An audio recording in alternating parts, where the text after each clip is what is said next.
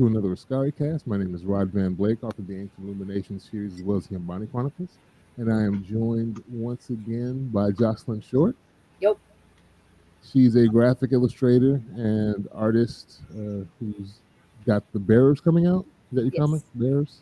Mm-hmm. She also has lots of cool concept art. There will be a link to her website in the description of this episode when I post it. And we are also joined again by Andrea Rose Washington. Hello. She is a fellow author of Adalithia, Almond Trees Magic, and Elendil.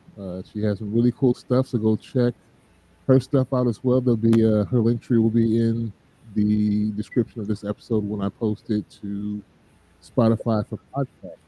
And today we are discussing finally. I know we're late to the party. X-Men-97, the animated show right now that is on Disney Plus. People are tripping about it. I have not watched all the episodes, but spoilers if you have not watched the first two. Off camera, I was discussing with Jocelyn and Andrea that I was kind of in a weird time in '97 where I had just enlisted in the Marines. So I was either in boot camp or I might have been on my way overseas. So I probably wasn't in a position to sit around and watch the original X-Men '97 animated show, even though I had seen the cartoons previous to that. I'd read all the comics. Wolverine was one of my favorite characters, and I don't know how you guys felt about it. I did like the kind of '90s feel to it. They did a good job of making it seem like it was made back then. I agree. I watched like a scene with a friend who had no intention of like watching the show. And even she had commented, she was like, I really like how it looks like it's out of a comic book directly and like how it feels like the 90s show. So I agree. Like it's like a time jump, but not for Yeah, millennials. Because like the artwork, sorry, you can tell the art is more advanced with the technology that they have, but they yeah, still tried to draw it in the time that it looked like in '97. And so like I'm going to have to date myself, Rod. So I was 7 when this ended. We have very different life experiences. But I have 2 older brothers who watched it as well. So I have memories of watching the original X-Men and the animated series yeah, when it was first out. It was our Saturday morning cartoon. It was like, okay, before you're forced to clean the house, let's watch this cartoon. So I do remember some of it. So I'm like, I can't say that that's my brother who watched it. So I can remember some of the storylines and the way that they acted. So I can't remember like, okay, yeah, they did hold true to some of it, yeah. but I have to say I was an X-Men Evolution girl. Okay. Yeah, '97 I wasn't like around to watch very much, and the animation that I was watching was probably in Japan at the time. It was probably my time to be introduced to anime. The other brother watched it. I remember very little. So yeah, this I did like how they stylized this. It was cool. Um, is it me or does Scott seem a little stiff? Scott always seems stiff to me though. Like Yeah, Scott always, in every iteration of Scott, he is always like the guy who has to be the leader, who doesn't feel comfortable in his leadership unless other people are saying he's a good leader. And it's like, Scott, this is one of the reasons why I don't always like you, because I can't keep praising you. Just be good, be yeah, comfortable in your skin. And I feel like Scott never feels like he's enough. That he's always comparing himself to other people. Like the entire first episode is him like, oh, the professor would do this, the professor would do that. Well, he's not here. I'm so sorry. Figure it out. You want to be the leader? Be the leader. It's So I'm that's sorry. my issue with that. Go ahead. No, I was just gonna say I definitely think it's interesting, like that he reads as stiff. I definitely pick up on that. I so the sense I get from the first episode is like X-Men is in a huge transitional period, yeah, um, and he has well, first question, because I don't actually know this. Is he an appointed leader or is he a self-appointed leader? He's appointed basically. He's He's that appointed. there's like squad leader for Okay. like his group. Okay. Fair. All right. Then fair enough. Because I was gonna say, like, if he was a self-appointed leader, he just seems to have a lot of trouble, kind of, uh, like letting the change naturally affects the group how it probably should. But Yeah. the fact that he is an assigned leader, and it's just like, no, we have a critical mission that we have to uphold and stick to. I can respect that. Like, he's trying to keep focus and be like, okay, yes, I understand he passed, but he's the guy trying to uh, stay the course, Yeah. and be the the buoy or the anchor of the group. Been like, okay, you guys can have all of your thoughts and feelings around everything, but I let me be the center. But he's also struggling too, so he's appearing very high strung about it. Yeah. It's And a weird intro, given that we start off with Professor X basically being killed off screen during some previous thing that we didn't see. And yeah, we're like looking at the aftermath of that, and Cyclops trying to kind of come into his own. But he does read to me a little stiff, even when he has all the swag jumping out of the plane when it gets blown up by the Sentinel, and my boy laser blasts his way down was really cool. And he's like, "To me, my X-Men." I'm like, bro, relax. And that's like the thing with like, so Scott and Cyclops are like not the same people, which is like the very weird thing, because like the swag that Cyclops has when, and I'm using two different names for them, the Okay. swag that Cyclops has when he's fighting, he's like, no, I surrender. Just kidding. Like when he has all of that to Scott Summers, it's like, Yeah. seriously, where's the defect in this? Like where are you misaligning? How can you be so like saying all the cool lines and everything in these while you're Cyclops and you have the whole thing on and you're just like, oh, I'm using my little beam to beam me across the room and I'm fighting you and sliding across and all this stuff, jumping out of the out of the helicopter, not helicopter, but you know what I mean, The jet. Yeah. the jet, and using the beam to go down and to slow his descent. It's like, sir, just be him all the The whole time. time. Because You know when you what? are Cyclops, you are secure. But when you are Scott, you can't. Good comment. That's a good comment. It's the same with Superman and Clark Kent, but true. I also agree. I definitely kind of also feel like being a mutant and being in the field, you can train for that. But also being a mutant and also human, but not like Yeah. kind of trying to be a person and being a mutant.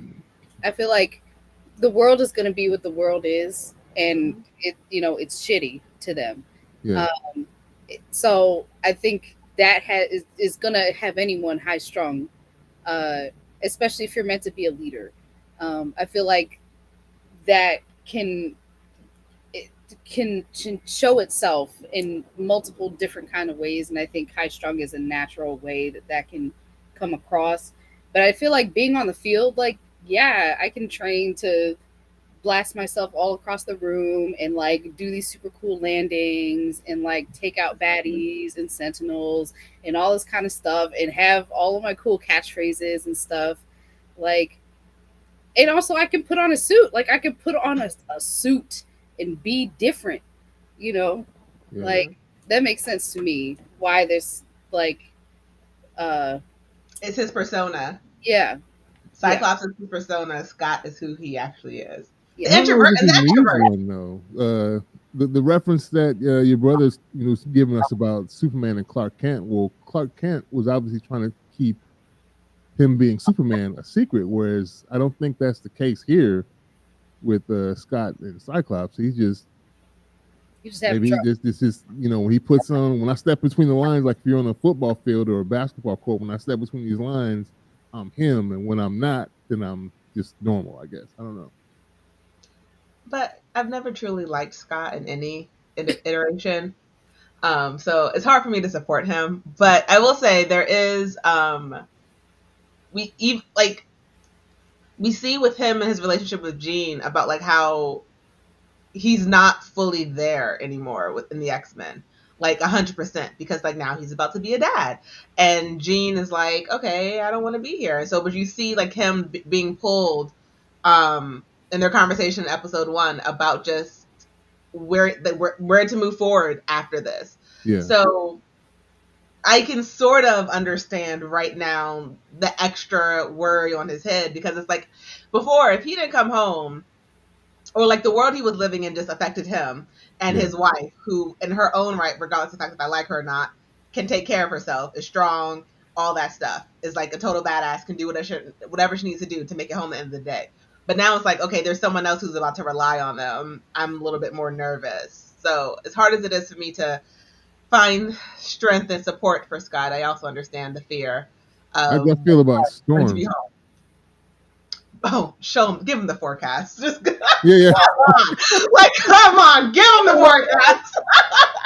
Yeah, that was a crazy one-liner there, and we all knew what he was talking about too. Even when she was off screen, when he said that, I was like, okay. Just that line. Did I replay that line multiple times? Elite. Give him the forecast. Like, yes. Elite. All right. Omega level mutant detected. Like, come on. And I'm still kind of mad, even though he's such a hater, but I can't help but kind of like Wolverine, even though I know he's just being a hater to be a hater. But I just kind of rock with him. I don't know why. I will say, in a lot of things I've seen of Wolverine recently, I forget that his actual character is like canonically shorter than everyone else. And so when I was watching, I was like, oh yeah, Hugh Jackman was just taller than everyone else. You thinking Hugh Jackman is really like 5'6". Yeah. I had to like adjust my brain to seeing him on my screen like this. I was like, one of these things is not right. But I was like, no, actually he is correct, that he is that height. Canonically. Wolverine is funny. I think Wolverine is very funny. I think he's a very curmudgeon kind of character, but I understand it when you just are essentially, I don't know if he's immortal, but he's lived a long time, right? Yeah, he lives a long time. He's not immortal. Yeah, he's been around since like the colonial times. Yeah, he's tired. He's like the comedic relief in episode 1 almost, it seemed like. I didn't see him being as like, I guess the Logan I'm always used to is even from like X-Men Evolution, not just like the movies, like Logan was always more of like a mentor type thing and standoffish and like if you touch me, I'm going to break your arm. Like, don't, like, I'm only here to teach you. I don't really care. And this Logan seemed more like a big brother, like just messing around with everyone, like taking them seriously, but also it's like, I can't take you seriously because Logan, you didn't have the same sense of like grr that he had in like all, I want to say in the animated series, like before. And maybe I was just too young to not realize it because I have not watched the animated series since I was a child. Yeah. But I don't really remember him being like, I don't remember him having the big brother vibe that I'm getting from him in like episode 1. And maybe he was always kind of the standoffish jerk that was there. You knew he really didn't want to be there, but he knew it was the right thing to be there, so he would be there anyway. Mm-hmm. Type of thing. Interesting. Gambit and Rogue and Bishop were also interesting. I don't know how y'all feeling this new Bishop with the short hair. I'm used to the Jerry Curl look. I don't have any context for Bishop. You don't? But I've heard that he's a racist and who has turned sides to be with the X-Men. So yeah, he was a catcher Freeman for a while. If you know the Boondocks reference, for a while for mutants, he was around catching mutants. I don't know if they're gonna do that here, but I didn't mind the short hair. But I've never really seen him in this context before with the group. But maybe, like I said, there was a lot of time I probably missed where he was featured more. Gambit seems to be laissez-faire. He's all relaxed. He wanted to cook bagnettes and didn't want to get into the battle right away. I like Gambit. I will always love Gambit. Like he no matter what version of him that I see from what version of X-Men I am seeing him in, I have always loved Gambit. Because he just has like this swag about him that's just like, don't worry, we're all friends and copacetic. And like literally the moment we're no longer friends, I'm gonna wipe the floor with you. And it's like you don't think he would ever truly hurt you, but like all the man has to do is touch you and you will literally explode. Like if he would like to. So it's like this man has so much power, but yet he just wants to chill, eat beignets, love on his girl, even though he can't touch her. Like it's just That's weird dynamic, yeah. But I feel like they get each other for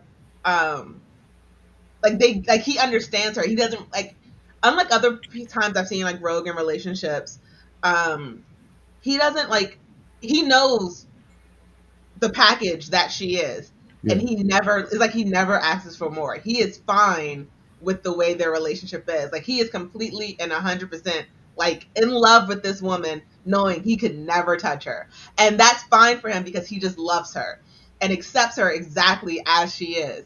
And that is the one thing about Gambit that I love, because like every other relationship always feels like they try to find a way around Rogue's power, and he's just like, girl, if you touch me, that's okay.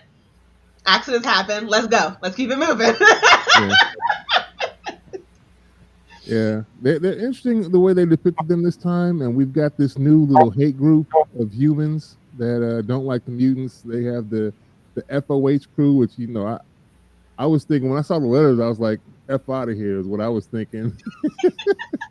When I saw them on the back of the shirts and they're trying to round up mutant, they've got Sentinel technology they've gotten from somewhere, and they're trying to off the mutants still. Now that Charles Xavier is gone, I guess they feel a void in leadership. They think they can just do what they want to do, and the crew comes together to fight them. It's an interesting time for the heroes. I'm interested to see what's going to happen as the series goes along. The second episode, they throw another like monkey wrench in there with Magneto, and he comes in without he don't need his helmet no more. He don't wear it. He got the hair flowing down. Magneto look good. I don't know why they drew looking like this. No, he's not supposed to. But no, he only needed the helmet because of Charles. So like with Charles not there, he no longer needs the helmet. So he's like, I'm letting these locks fly. But Jean is still around though. Jean is still around. Jean Grey. But no, I know from past comics and like some of the X-Men movies and stuff, the reason like he got it was because Charles was so strong. And like I feel like he could block out Jean if he wanted to. Okay. But like because she has access to Cerebro too. That's true. Yeah.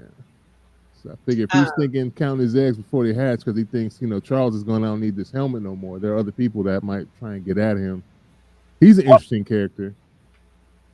Yes, it was for the machine, Cerebro. Yeah. That's right. Yeah. But Magneto coming and showing up, the end of episode 1, I'm not gonna lie, that was a great way to like introduce him to the team. Yeah. Everyone's like, okay, we're gonna have a family game of basketball. No, you're not. They all jump in ready to attack, and he's like, all his money, your team, the house, it's mine. All mine, baby. Come to me, my X-Men. Yeah, I knew. Like he did that one on purpose. When he dropped that my X-Men, I was like, oh, he's hitting Scott with that one, because he's like, no, they're not your X-Men, they're my X-Men now. Like, damn, can't catch a break. That's crazy. It's gonna be interesting to see how that plays out. But yeah, and then the second episode, we have him going to his little trial because they want to have him answer for his crimes against humanity. FOH, of course, shows up trying to tear stuff up with their new technology, and my boy had this new ray gun. This actually pissed me off. It did. Because you hit my girl with the zapper powers away, and now she can't feel the wind, she can't feel the moisture. I was like, come on. Like, I know this is in the comics. I understand this happens in the comics. I understand this. I do. But like, it's like both a character flaw and like a thing I hate when they do with Black women. So like one, Storm was like, look, I'm an X-Men. Magneto is in charge of the X-Men. I'm going to protect him. Like I feel like she would have done the same exact thing for Charles. Charles would have earned it because of everything that he's done for her. But it's like, look, Magneto is the head of the X-Men. I'm going to protect him like I would Charles. Magneto did not deserve her sacrifice. Like he didn't. Like right now, maybe in the future if he's like proven himself, but this Magneto right now did not deserve her sacrifice. And one, why is it always a Black woman who has to pay for other people's mistakes? Like why does she have to break down saving him? And I understand Magneto has been through a lot. He's done a lot for the mutant cause. He's been through a lot. Like this man has a horrible backstory. But still, why did Storm have to lose her power? It'd be different if the guy literally just aimed it at her. But the fact that she was protecting someone else, like why does she have to lose her powers protecting someone else who? I don't know. You know they're coming back, but yeah, she got all the way nerfed. I usually when this happens, I only have faith because it's Storm, and Storm is such a great, strong character that, and also from what I've heard from other people about this arc of hers happening in the comics, that it's a great arc for her. So I'm very excited for this journey. I was heartbroken when this happened because I didn't know it. I assumed that this was the start of an arc as soon as I saw it happening, but it still didn't take away the impact of sadness that came over me when this happened. And I was like, oh, Lord. And then also that feeling, I had that same feeling. I was like, oh, Lord, the Black lady got nerfed like episode 2 of the damn show. So, but the Omega level threat, right? Like the top tier cream of the crop. Yeah. So, but I am excited for this arc because I know she's gonna be elite in all every episode we're gonna see her in thus forward, I'm assuming. And also she's only gonna come back even stronger through whatever her arc is. So I'm just excited. Like I know it's not the last we're gonna see of her, and we're gonna see like by the time whatever comes full circle, it's gonna be incredible. So I'm excited about that. Hope so. Yeah. It's interesting, that whole little trial thing and them trying to go back and forth. And I wonder how the anti-woke folks are thinking, because there's messages all throughout this about real life occurrences. Absolutely. All those people talking about get the politics out my comics and out my stories. I'm like, it's already there. They're talking about mutants, but you know that could be an easy reference to a lot of things in life. So, but like X-Men was literally written to be like parallel to the civil rights movement. So like if you've ever liked X-Men, this is what it's been about. Like Xavier and Magneto were Martin Luther King and Malcolm X. Like that was legitimately who they were from the jump. Yeah. So it's so I definitely don't understand when people are like for any other things I can like maybe whatever, but for this one was literally written to show the plight of people of color and how like the mutants were literally used to showcase people of color and how they're treated unjustly. So this is the only one where people can definitely keep politics in because it was literally created to be a window. Most fiction is meant to parallel life in some way or be a kind of a commentary on what you're experiencing and seeing in the world. So it's not that strange of an idea. I know people just want escapism, but it's there and the messages are there. Scott, and they're clearly trying to keep the movement going with mutant kind, and they're having friction with regular humans who are like, basically, you will not replace us. They think that we've evolved into mutants to replace regular humankind, and we'll see how it plays out. But I haven't really heard that complaint, but I know I've heard it with so many other things. Oh, I've seen it on TikTok. There are sides of TikTok where people are just complaining about like everything. About the current one? About the current one, about the old one, about it's out there. Yeah. But I will say, Trask does yell that at like Scott and them at the end of episode 1. I think it was when he's being arrested and he's like literally yelling, he's like, "You're not going to replace us." It's like people were literally born this way. They cannot control the fact that they're a mutant or not. Yeah. You're just born that way, and you're killing people for literally the way that they were born. Trask, like get that through your brain. But can we talk about Rogue for a second? Yes. Yeah, we can. What you got? Scott, you really gonna have her touch this random doctor? That whole scene, like literally, you didn't think about it. There wasn't a moment. There wasn't a hesitation. It was literally, he won't deliver a mutant baby. Ro, can you touch him and absorb his knowledge? Yeah. Whoa! Like you didn't even like stop and fake like you thought about it, Scott. You were just like, I mean, I do know. I've never birthed a child, first of all, but I also know sometimes stuff can go left so fast when, like, sometimes those heat of the moment decisions like just happen and have to be made. And so that was quick maths. That was good quick maths. It was good quick thinking on his I'm part. I'm not against it. I want to say that I was not against what Scott did. Like, forget the doctor. You're supposed to. Your first oath was do no harm. You're supposed to help everyone. Yeah. But it was just like, Scott, like you didn't even fake like you cared about this man. I probably at that point when the doctor showed that he didn't care, Scott probably like, well, I don't care neither. Can you take this dude's knowledge real quick? Right. Yeah. Facts. I love that Rogue was like, hey, look, if something happens and I touch your kid, they're like, we trust you. I'm like, because, like, if you better glove and gown that woman, not a single edge of skin can show. Like, put so many different layers of gloves on that woman so she can deliver this baby. I thought that was really funny and cute, but it was just like, Rogue, now you know how to deliver a baby. If any other X-Men decide to pop out a child. And later on, we do see that she can touch some people because her and Magneto looked like they was getting a little handsy. I had to Google that. Because I was about to be like, what the? But apparently they have a whole storyline that Magneto can create a force field around himself and allow her to touch.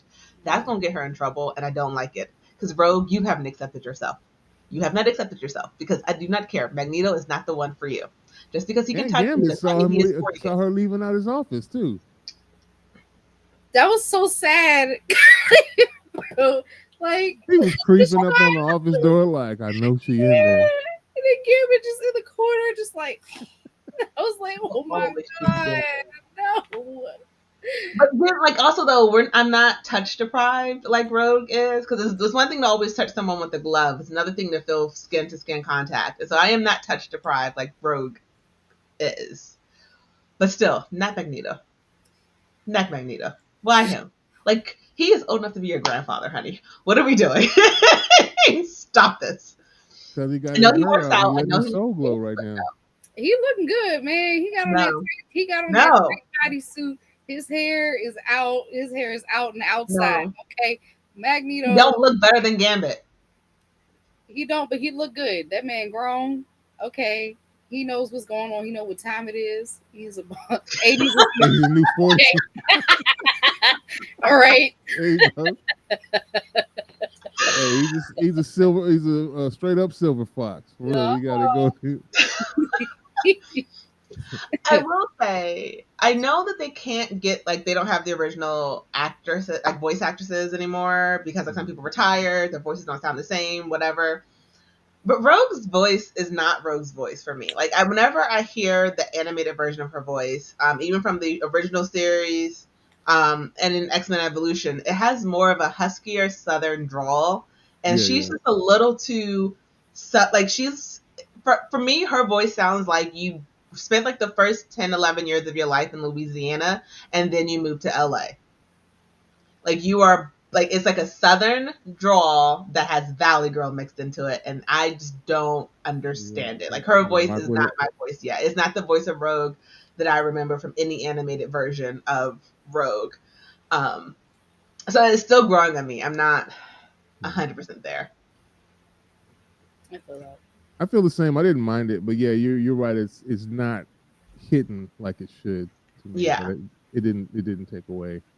What do you think about Gambit's voice, Moncherie? His also is a little too, like, his voice is, I was spent the first couple years of my life where, like, you know, I have the slight accent, but it's not fully there. Like, in the animated series and in X-Men Evolution, the voice actors who did their voices had so much more of a Southern twang to it that was, like, respective of where they're from. And now it just seems almost like someone who's never, like, I get it, actors and actresses they just do voices, but like it's not their voice. He's supposed to be from not Orleans. the voice I attribute to these two characters.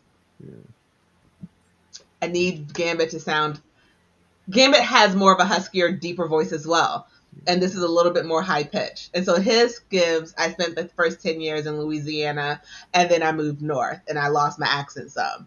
Like it's not given the same thing that animated Gambit gives. How wrong was it, do you think, for Morph to impersonate Charles Xavier walking around? I like dark humor. I loved it.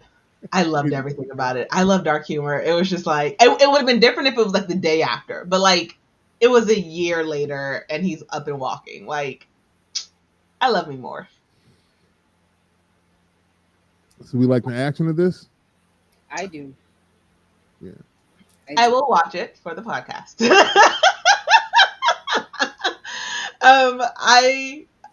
I still probably would prefer X-Men Evolution and probably the original over this. Okay. It's just, it hasn't grown on me yet. I'm not You're not even feeling like just the action scenes alone, even if the other stuff's kind of throwing you off? So like, let's go back to let's give them the forecast. While that scene was amazing and while like you felt the level of it, I just feel like they are focusing more on words and not necessarily fully like action for me. So Storm first of all, why weren't you with them, Storm? But anyway, Storm's walking on the sand and it's turning into ice or turning into glass as she's walking on it. Those scenes were nice. And then like, but seeing the Sentinels just go up in the tornado wasn't really much for me. Like Scott's scenes weren't like good, but I feel like I've seen better from other animated X-Men shows. So it wasn't there for me yet. Maybe that might change in a couple of episodes, but right now I'm still just like, you're not what and granted, I may not be the target audience for this. Other people loved it. Like, for the most part, for like the actual people who are true fans and they're not hating on things based off of politics or whatever, they all love it. So obviously it's good, but it's just everybody's been rave. I've seen this be getting rave reviews across the board as far as I've seen online. Jubilee, I guess, is supposed to be the newest recruit, and she's trying to usher this little rich spoiled kid who gets kidnapped. I want to know what the hell they was going to do with them other kids. Were they going to kill them all? All the mutants they found had them with the little collars on. Were they just going to kill them all and dump them somewhere? Damn, that's how you feel, huh? Mm-hmm. I am interested in their arc, Jubilee and this kid. Because he seems to be, ashamed to be a mutant, and is hiding it from everyone. Yeah. And Jubilee is like, "Ooh, I'm into that." We'd be ashamed together. Yeah, right. And so I'm interested to see how she's going to get burned by this. Obviously, I don't want her to get burned, but she will if they don't learn some lessons through this. So I'm very interested in this arc. I can't remember who that guy. I feel like we've met that type of character before, and I just don't know where.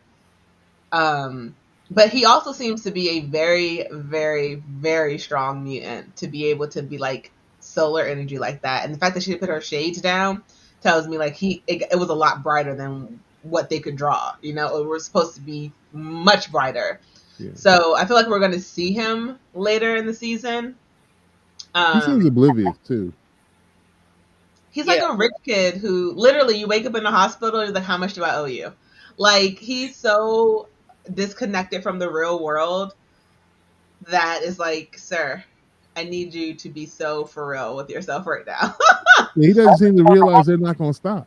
He's like, I'll just leave and I'm just going to this party real quick, go to a rave and just chill out. It's like, dude, these people just kidnapped you.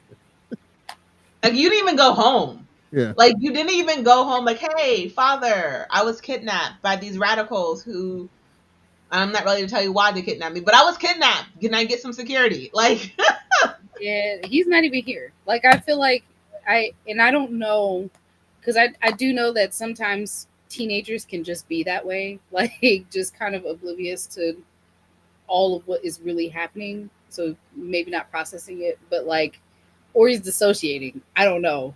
To just be like, oh, I mean, this happened. Whatever, fine. Hey, hey, girl, you cute, you know.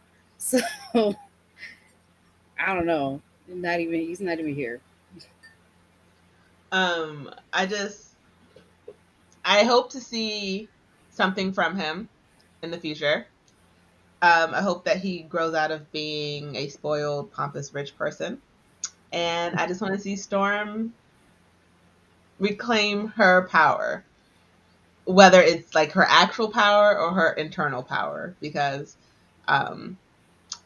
she's going through something terrible. She's literally lost a part of herself, and I just want to hug her and let her know it's okay and that she is still the master of my heart.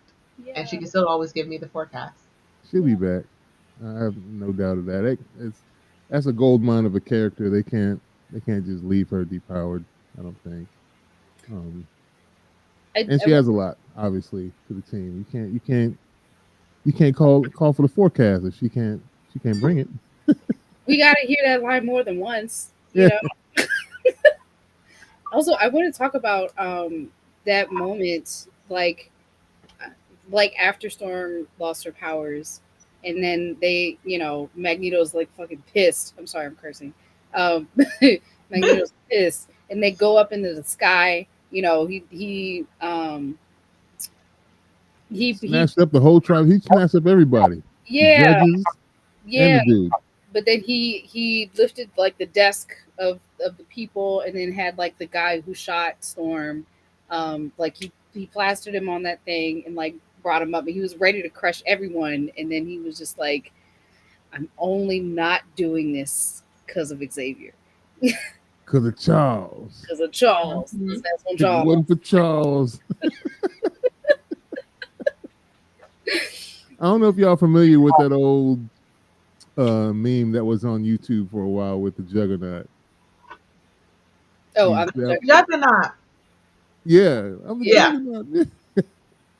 That was always so crazy to me. Charles, shut up, Charles. That's not you, Charles. I beat you with Charles. If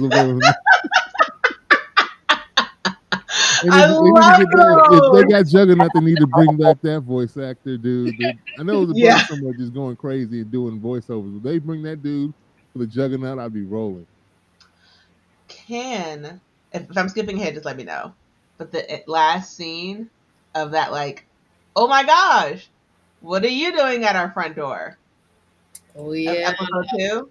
Yeah, that's right. That I'm gonna be super honest. Okay, I'm gonna go on record and say I have never liked Jean ever, my entire life. Every version of her has always been a pick me girl. I've never liked her. I do not know why. Please don't hate me in the comments. I'm so sorry. But this Jean in episode 1 and 2, I was like, there's something off about this shit. I don't know what it is, but there's something off. This is not my Jean Grey. Because let a doctor say, I'm not going to deliver your baby. Yes, you are. I'm telling you, you are. Like, I don't know. Like, I feel like my Jean, who I dislike, is a lot stronger than this. And that last scene literally revealed to me why I was not liking Jean from episode 1 and 2. Like, there's something weird about this Jean. Like, Jean would never leave the X-Men. That's the only place she ever felt safe. What are we doing? What are we even talking about right now? Will she step back from the team? Possibly. But to leave, to make your life in a world that hates you for who you are, why would you ever leave safety? No. This is not the person that I knew. Mm-hmm. And I've disliked for forever. So and something that may have seen off too when she described her previous experience, you know, as if she was only telling it because to prove who she was, kind of thing. Yeah. Like, oh, this deep dark power took over my body and blah blah blah. And like I'm thinking the characters around her would be like, yeah, we know we were there. Right? Unless you're trying to prove something there, Jean. Yeah. Did you see that? Like, legitimately, the Jean that I have strongly disliked would have never ever suggested Scott leave. One, like she would have suggested maybe taking a step back and maybe taking a Charles Xavier role and like being the people behind, putting the person behind the desk and telling the troops where to go because you have a kid, come home to your kid, but never leave. And this Jean just seemed so lackluster in a way that I just was not. I was like, I just thought it was because I didn't like her that I just wasn't expecting anything from her until that last scene of episode 2, and I was like, oh, that's why I don't like Jean. It's not So her. you think this is a fake Jean with ulterior motives? Is what you're saying? I think I did Google this whole thing, but before I Googled it, I thought that she was like an imposter when I saw the other Jean come to the door. I don't care what happens. The Jean at the door is the real Jean. That Jean is a fake Jean. I do not care. Like, that's just it. I mean, even if that is the case, you got a weird situation with Cyclops. Like, you can still be a father to your child. But let's be honest, Scott loved Jean, and he wants Jean, and he only ever wants Jean. And if he finds out that the woman he had a child with is not Jean, he's going to leave her. He's going to. Scott loves Jean. He is obsessed with that woman. He will do anything for that woman. How many episodes are we getting? I know there's 5 out, right? I think like 10. Most of the streaming stuff has always been like 10 episodes. 10. 10? Okay. You guessed it. Very good. Well, they've changed it now with so many of the shows now. Some are like only 8, some are 10, some are like weird like 13 episodes, depending on what you're watching. I'm glad it's 10 just because the episodes are pretty short. So yeah. Yeah. I would like to see the voice actors grow and hit puberty for Rogue and Gambit. Get a deeper voice. They'll get better as they go along. I'm hoping, God, because I mean, Rogue seems a little peppier than I remember, and her voice is just too high pitched. And then Gambit's mannerisms are the same. His voice just doesn't match for me, and it could just be a personal thing that I was expecting one thing and I'm not getting it. Doesn't necessarily mean it's wrong. It's just my opinion, but I would like for them to hit puberty and their voices get deeper. What do you think about Beast? Beast is cool. Yeah, Beast is cool. He seems more analytical. Yeah, he's definitely taking a back seat to the rest of the characters. Yeah. So, maybe because he's part of the old guard kind of thing. Did you have a change of heart? I feel like this episode is a lot about the lines and the one-liners and like the viral lines, because they've had a couple good ones. So I don't know. And also maybe it's also just because the movies have made Logan to be the star and the savior of everything.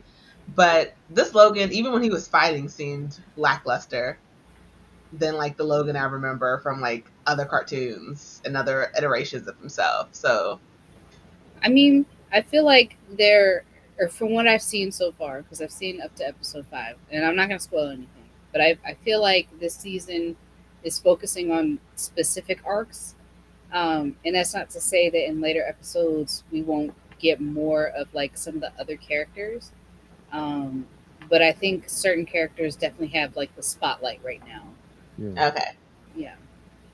Give it to Logan and Storm. They're the ones I love and care about. He'll probably he'll get some shine later. I think they're not going to have him be too intense, because you already kind of know that character too. They're just showing more of his sullenness than his readiness to get down. I would like to be. We'll probably see more. Plus, it is a kid show. It's on Disney Plus. They're not going to let him just start lopping heads and arms off. There's an adult side to Disney. You can set age limits on Disney. They're gonna put but I mean, if you're gonna pattern after a Saturday morning cartoon, you're not gonna have them lopping heads and dismembering everybody. Just make it for 16 and over, please. I want to see them head lops off. I mean, I wouldn't mind. I feel like the interpersonal drama is very adult. between these characters from what I've seen so far. True.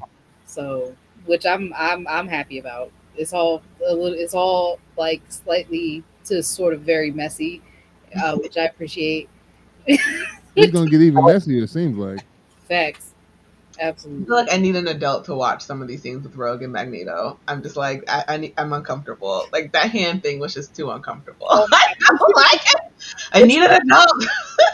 you know, it is interesting though, like to see that even happen. Like it makes sense. So I learned after watching that episode that like her and Magneto have like a very interesting history. Um, and so I don't blame her to be almost like not necessarily just emotionally overwhelmed, but like, but also that like to upon Magneto just kind of showing up and then also being the one person she can like touch, and then also they have a history and he showed up out of nowhere. Like I like I'm not saying it's correct. I don't think it's correct to just immediately kind of be weakened to him, Yeah. but I also understand it. I don't blame her, you know. Well, her and Scott have a history too, though, don't they? Oh, really? Never wanted her with Scott. In X-Men Evolution, Teen Rogue had a crush on Teen Scott. He was never good enough.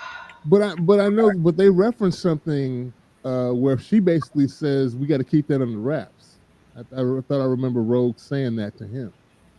To Magneto? No, to Scott. Ooh, what scene? What number? I need to go ahead and back and watch In the that. first episode, I believe she makes some reference like, "Yeah, that was a long time ago. We have to keep that under wraps, basically." And I was like, "What are they talking about?" I'm not familiar with from the animated series. Okay, If there was ever a thing or in the comics, so I'll go back and watch it and see if I can catch it again. but I could do be know that mistaken too. she had a crush on him, and then was like, he only wanted Jean, and Jean was such a pick me girl and the good girl, and I hated her. That's going to be the theme of this next 5 episodes. Me and Jean. Who's the real Jean? Will the real Jean Grey please stand up? So I can hate the correct person. I feel like I want to read, like watching the show makes me want to read comics about Jean, just because every iteration that I've seen of her, and I haven't seen like the cartoons, but I've seen like the movies and stuff. I don't know. I just feel like she's a character who is supposed to be OP, but something always happens where she gets nerfed, and I just like that's very frustrating to me to see because I always feel like she's never like she's a character who's never supposed to like reveal her powers like for how powerful she truly is. I think from what I went back and watched because I did watch like a what are you supposed to know before going into X-Men-97, and like there have been iterations where she has shown how powerful she is, but I feel like the times where I've seen her like some always happens to her like someone's going on where Save me. yeah so I'm just like man I really just want to see a version of you where this doesn't happen, where you're not like overcome by something, overwhelmed by your thoughts or something, and you know you can just show out. So yeah. Yeah, well, I guess we'll check in with that next week. I guess we'll watch 3 and 4 for next week. Talk for those episodes. Yep. I guess we'll see who the real Jean Grey is, and then after that we'll be caught up with everybody. After that, episodes 5 and 6, because 6 should have been released. 6 will come out on Wednesday. Okay. You said what? Happy birthday! Coming out on my birthday. Oh yeah, it's gonna be Andrea Rose Washington's birthday on Wednesday. What? Aries season out here, gang, gang, gang. I'm not Aries. I'm not an Aries, but still gang, gang. You know, fellow fire signs around these parts. Well, hopefully you have a good time on your birthday. Thank you too for taking the time out of your day to chop it up with me about these things. And all 9 or 10 of you that have watched the live, we appreciate you taking the time out of your days to listen to us chop it up about these things. We'll be back next week to talk more X-Men 97. See you then. Bye. Bye.